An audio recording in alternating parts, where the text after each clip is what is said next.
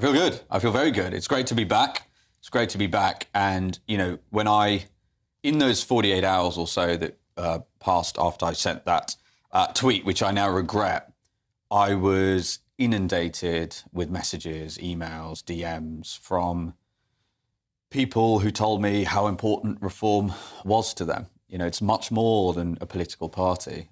It is a movement, they believe, which frankly, many of these people were putting in their messages, it represents for many of them the last hope the country has to turn itself around. And I'm paraphrasing what almost all the messages said.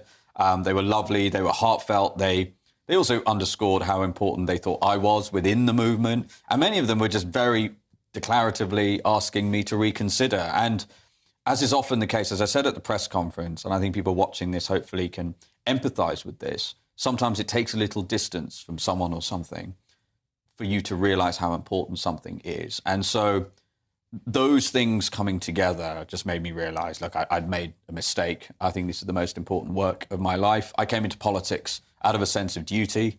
I worked in the city, I've worked in business, thankfully. Made a lot of money. Yeah, well, thankfully, I no longer need to work for money. And I love this country. It's a country that, as we were just saying before we started recording, has been so kind to my parents who came here in the early 1980s, presented me with such immense opportunity. And I felt like I couldn't let people down.